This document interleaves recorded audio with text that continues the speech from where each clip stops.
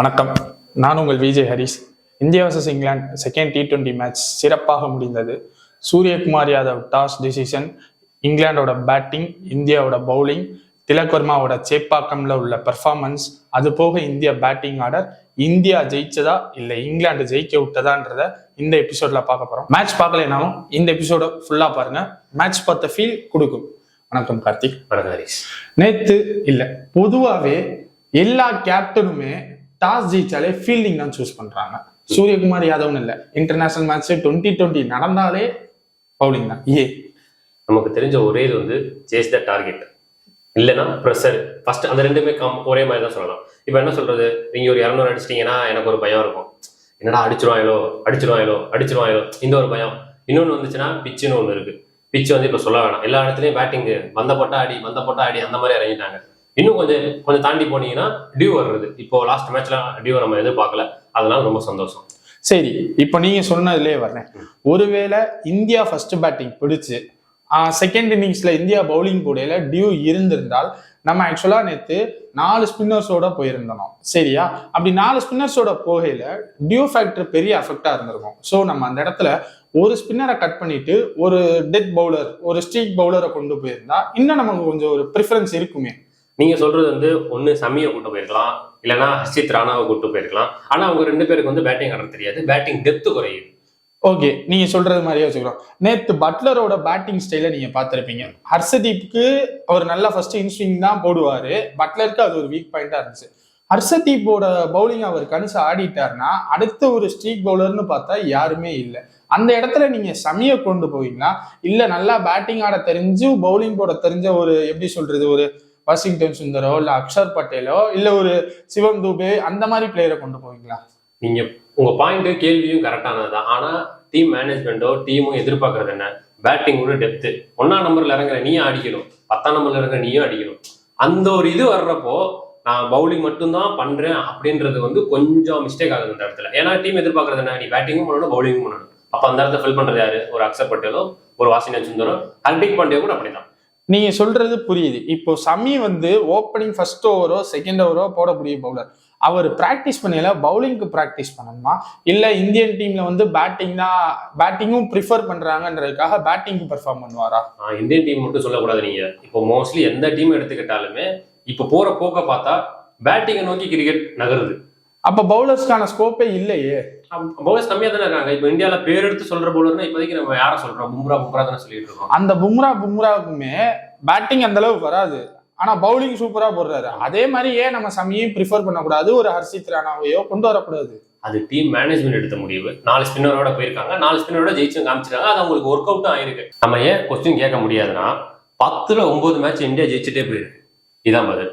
இங்கிலாண்டோட பேட்டிங்ல fill ஷாட்டுக்கு இன்னும் பேட்ல படல, பட்லருக்கு பேட்ல சூப்பரா படுது.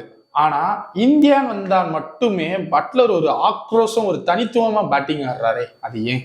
இந்தியாவில் மட்டும் எடுத்து சொல்ல முடியாது நீங்க. ஏன்னா நான் என்ன சொல்றேன்னா, ஒரு பிளேயர் வந்து 2 விதமா இருக்கணும். ஒன்னு சிச்சுவேஷன் ரொம்ப கஷ்டமா இருக்கா, கொஞ்சம் பார்த்து பொறுமையா ஆடணும். சிச்சுவேஷன் ஃப்ரீயா இருக்கு, பவுலரும் ஃப்ரீ பாலா கொடுக்குறாரு, லட்டு மாதிரி கொடுக்குறாருன்னா அடிச்சுட்டு போயிட்டே இருக்கணும். அதை நேற்று கரெக்டாகவும் பண்ணாரு. யாரு? பட்லரும் பண்ணாரு, இன்னொருத்தர் காஸ் அவரும் பண்ணாரு. பட்லருக்கு வந்து ஒரு மிஸ்டைமிங் ஷாட் அவுட் ஆயிட்டாரு, அவர் வந்து ஒரு போதாத குறைக்கு ஒரு ரன் அவுட்ல அவுட் ஆயிட்டு போயிட்டாரு. ஒருவேளை அந்த 2 பேரும் நின்று இருந்தா, ஒரு ஆள் நின்று இருந்தாலே போதும் இங்கிலாந்து ஜெயிச்சிருக்கும். அந்த ஒரு ஆள் நின்றுட்டாங்கன்னா இந்த இடத்துல சமி மாதிரி பவுலர் யூஸ் ஆயிருப்பாங்கல்ல, அது வந்து இந்தியாவுக்கு ஒரு டிராபேக்கா மாறி இருக்கும். அது இந்தியா தான் இதுக்கப்புறம் மாத்திக்கணும். கரெக்ட் தானே? சரி, இப்போ அப்படியே திலக் வர்மாவோட பேட்டிங்க்கு வரும். பெர்ஃபார்மன்ஸ்.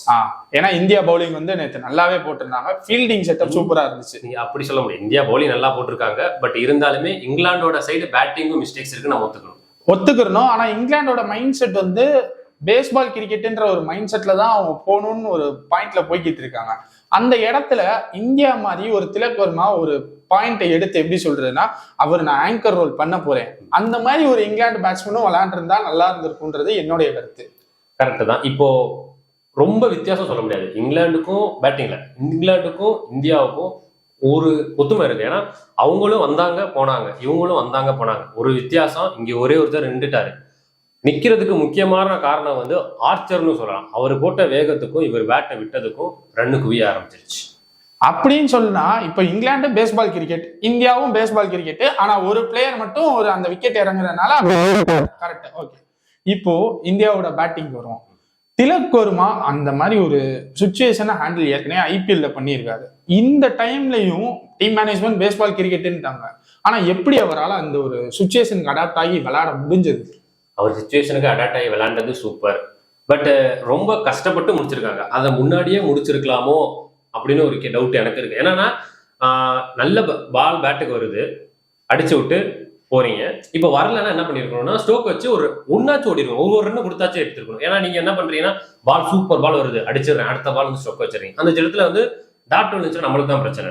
ஸோ இந்த இது இருந்துச்சு. ஒரு சைடு நம்ம திலக் வந்து செம்மையா பண்ணார், ஆனா அவருக்கு கை கொடுக்கல யாரும். ஆமா, அங்கிட்டு விக்கெட் விழுது இல்ல அதிகமா, அங்கிட்டு விக்கெட் விழுந்துச்சுல. இப்ப சொல்றேன் திலக்கோட பெர்ஃபார்மன்ஸ் அந்த 10 பேர்ல 11 அவர் சேரவே இல்லை, அவர் தனியா பெர்ஃபார்ம் பண்ணார். ஆனா இந்த 10 பேர் வந்து டக்குன்னு போனதுனாலதான் பிரச்சனை. இங்கிலாந்தோட பவுலிங் எப்படி இருந்துச்சு? அதாவது நேற்று மார்க் வுட் சூப்பரா போட்டாரு, ஆனா ஆர்ச்சர் அதுக்கு அப்படியே ஆப்போசிட்டா போட்டாரு. போட்டாலே 6-4 போய்கிட்டு இருந்துச்சு. இது எப்படி நீங்க பாக்குறீங்க? சரி, ஓகே. இப்போ நம்மளுக்கு எப்படி திலக் வர்மா பேட்டிங் செம்மையா பண்ணாரோ அதே மாதிரி அவருக்கு ஆர்ச்சர் மட்டும் கொஞ்சம் தனித்துவமா வெளியே போயிட்டாரு. சரி, ஓகே, அது பிரச்சனை இல்லை. ஆனா இங்கிலாந்து நல்லா பவுலர்ஸ் வந்து கை கொடுக்கும் போது ஃபீல்டர்ஸும் கை கொடுத்து இருக்கணும் நான் நம்புறேன். ஆனா அடில் ரஷீட் ஒரு கேட்ச விட்டாரு, அதுதான் மொத்த மேட்சையுமே மாத்திருக்கு. ஏன்னா வாஷிங்டன் சுந்தரும் திலக் வர்மாவும் ஒரு மாதிரி 4 வராம சிங்கிள் தான் மாத்திக்கிட்டு இருந்தாங்க. அந்த ஓவர்ல அவர் கேட்ச விட்டாரு, ஒரு நோபால் விழுந்துச்சு, அடுத்த பாலே 6, மொத்த மேட்சுமே மாறிடுச்சு. ஆனா அந்த இடத்துல நீங்க இன்னொன்னு சொல்லணும், அதுக்கு முன்னாடி வர ஃபீல்டிங் பிரமாதமா இருந்துச்சு. ஃபுல் மேட்சுமே நேற்று 2 டீம்லயுமே ஃபீல்டிங் சூப்பரா இருந்துச்சு. அதுக்கு காரணம் 2 டீமோடையும் கேப்டன். ஏன்னா அங்கிட்டு சூரியகுமார் யாதவ் செட் பண்ணி எடுக்கிறாரு. பட்லர் விக்கெட்லாம் சூப்பர் விக்கெட்டு. அப்படி அக்ஷர் பட்டேல் அந்த பாலை போட போறேன்னு தெரிஞ்சிருக்கு, பட்லர் அந்த ஷாட் ஆட போறேன்னு தெரிஞ்சிருக்கு, ஸ்ட்ரைட்டா கேட்ச். இங்கிட்டு இங்கிலாந்து பட்லர் செம்ம கேப்டன்ஷிப் நேற்று சூப்பர். ஏன்னா அக்ஷர் பட்டேல் விக்கெட்டு சொல்லி வச்சு எடுத்தாங்க. வேற யாரு, த்ருவ் ஜுரல் அவர் விக்கெட்டும் சொல்லி வச்சு எடுத்தாங்க. ஒன்னும் சொல்லலாம், சாம்சன் அவர் விக்கெட்டு கரெக்டா. இவர் ஆர்ச்சருக்கு வந்து ஒட்டா அடிக்க மாட்டாருன்னு தெரிஞ்சிருச்சு. எடுத்தோடனே ஆர்ச்சருக்கு ஓப்பனிங் ஒரு செம்ம கேப்டன்ஷிப் நேற்று 2 டீமுமே. ஓகே, இப்படி நல்லா கேப்டன்ஷிப் பண்ணவரு எங்க மேட்சை விட்டாரு?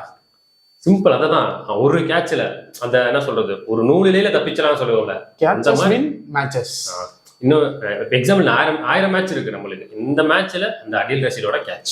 சரி, அந்த கேட்சை விட்டுட்டாங்க, ஓகே. பட் அடுத்த பிளான் பி ஏதாச்சும் கொண்டு வந்திருக்கலாம்ல அவங்க. அதான் ஒண்ணு அங்க விட்ட உடனே நோ பால் போச்சு, 6 போச்சு, 4 போச்சு, இப்படி போய்கிட்டே இருந்துச்சு. இது ஒரு பக்கம் பிரச்சனை. அந்த என்னன்னா அவங்க வந்து கண்டெயின் பண்ணிருக்கணும். சரி, ஓகே, நோ பால், அதுக்கப்புறம் கண்டெயின் பண்ணிருக்கலாம். பட் வந்து மேட்ச் திருப்ப வாஷிங்டன் சுந்தர் வந்து என்ன கம்மியான பால்ல அதிக ரன் அதிக ஸ்ட்ரைக் ரேட் அடிச்சுட்டு போயிட்டாரு, அவர் பாட்டுக்கு போயிட்டாரு. அது வந்து பெரிய திருப்புனையா மாறிடுச்சு. சரி, அந்த இடத்துல வாஷிங்டன் சுந்தர் போயிட்டாரு. அக்ஷர் பட்டேலுக்கு ஏன் நேற்று ஒரு இம்மெச்சூரான நேற்று மேட்ச் பேட்டிங்ல? ஏன்னா ரொம்ப இம்மெச்சூர். அந்த ஓவர்ல 6 ரன் ஆக்சுவலா வந்துருச்சு. அக்ஷர் பட்டேல் சிங்கிள் மாத்தி இருக்கலாம். கரெக்டா பட்லர் அங்க ஃபீல்டர் வைக்கிறாரு, பவுலர் லிவிங்ஸ்டன் கரெக்டா அதே பால் அதே ஷாட் அதே கேட்ச் முடிஞ்சு. நம்ம ஆல்ரெடி பேசிட்டோம்ல, பேஸ் பால் தான் சொல்லியாச்சு. இப்போ பேஸ் பால்னு சொன்ன உடனே வந்தா அடிக்கணும் நீ, அந்த மாதிரி ஒரு போக்குல போயிட்டு இருக்கிறோம். அவர் வந்தாரு, அடிச்சாரு. அவர் மேல தப்பு சொல்றதா இல்ல டீம் மேனேஜ்மெண்ட் அவர் பண்ண சொன்னாங்களா நம்ம சொல்ல முடியாது. இப்ப அப்போ யார் மேலதான் தப்பு சொல்றது? ஏன்னா நேற்று விளையாண்டது வைஸ் கேப்டன் வேற, அவரு திலக் வர்மாவுக்கு சப்போர்ட் கொடுத்து முடிச்சிருக்கணும். ஆனா ரவி பிஷ்னாய் நேற்று அந்த வேலையை சூப்பரா பண்ணாரு. ரவி பிஷ்னாய் வந்து நேற்று எப்படி சொல்றது 2 4 அடிச்சாருன்னு நினைக்கிறேன், கரெக்டா எனக்கு தெரியல. 2 4 அடிச்சாரு, 2மே சூப்பர். திலக் வர்மாவுக்கு அது வந்து ஒரு ப்ரெஷரை ரிலீஸ் பண்ணி விடுற மாதிரி ஆயிடுச்சு. அது அக்ஷர் பட்டேல் கொஞ்சம் கான்சென்ட்ரேட் பண்ணணும். இல்ல, அக்ஷர் பட்டேல் மட்டும் நம்ம சொல்ல முடியாது. இப்போதைக்கு எந்த பிளேயரா இருந்தாலும் சரி, இப்போதைக்கு போற போக்கு வந்து வந்தா அடி அந்த மாதிரி இருக்கு. பட் அது மட்டும் இல்லாம நேற்று திலக் வர்மா பண்ண ஒரு பெர்ஃபார்மன்ஸ், எப்பா மேட்ச் சீரியஸா போகுதுப்பா, கொஞ்சம் சிங்கிள்ஸ் மாத்துங்க, ஸ்ட்ரைக் ரொட்டேட் பண்ணுங்க, அந்த மாதிரி ஒரு பிளேயர் இருக்கணும். அவர் ஒருத்தர் மட்டும் இருந்தா பார்த்தாது, அவருக்கு துணைக்கு இன்னொருத்தர் இருந்திருந்தா மேட்சை வேற லெவலில் போயிருக்கும். இன்னொன்று முக்கியமா சொல்ல வேண்டிய விஷயம் வந்து இங்கிலாந்து ஜெயிக்க வேண்டிய மேட்ச், 100% இங்கிலாந்து ஜெயிக்க வேண்டிய மேட்ச். இங்கிலாந்து கையை விரிச்சுட்டாங்க. அதாவது இந்தியா ஜெயிக்கல, இங்கிலாந்து ஜெயிக்க விட்டுட்டாங்க. அவங்களோட வெற்றி வாய்ப்பு அவங்களே இழந்துட்டாங்க. அப்ப இப்ப அடுத்த மேட்ச்ல கொஞ்சம் ஒரு கியூரியாசிட்டியான ஒரு குரூஷியலான மேட்ச் பார்க்கலாமா? அடுத்த மேட்ச்ல வந்து இப்போ 1வது மேட்சை கம்பேர் பண்ணும்போது 2வது T20 வந்து ரொம்ப டஃப் இருந்துச்சு. 1வது மேட்ச் பக்கா ஒன் சைடர், செகண்ட் மேட்ச் கடைசி ஓவர் வரைக்கும் போச்சு. ஒரு 60-40 சொல்லலாம், மேக்ஸிமம் 55-44 அந்த மாதிரி சம்திங் போயிருச்சு. அடுத்து இருக்க மேட்ச் ராஜ்கோட்ல. சோ டெஃபினெட்லி மேட்ச் ஃபயர்ல தான் இருக்கும், 50-50 தான் இருக்கும். யார் ஜெயிப்பாங்க நம்ம இப்ப கணிக்கவே முடியாது. ஆமா, ஸோ அப்ப அடுத்த எபிசோடு இன்னும் அனல் பறக்கும். கண்டிப்பா இருக்கும். கிரவுண்ட்லயும் பறக்கணும், நம்ம வீடியோலயும் வீடியோலயும் பறக்கும். எங்க ஒப்பீனியனை நாங்க சொல்லிட்டோம். உங்களுக்கு ஒப்பீனியன் இருந்தா கீழே கமெண்ட் பண்ணுங்க. ஏனால் நாங்க எல்லா கமெண்ட்டையும் படிச்சுக்கிட்டு இருக்கோம். இந்த வீடியோ உங்களுக்கு கன்ஃபார்ம் பிடிச்சிருக்கும். இந்த எபிசோட நீங்க நல்லா ரசிச்சிருப்பீங்கன்னு நம்புறோம். கீழே லைக் பண்ணுங்க, ஷேர் பண்ணுங்க, மதுரை டேக சப்ஸ்கிரைப் பண்ணுங்க. நன்றி, வணக்கம்.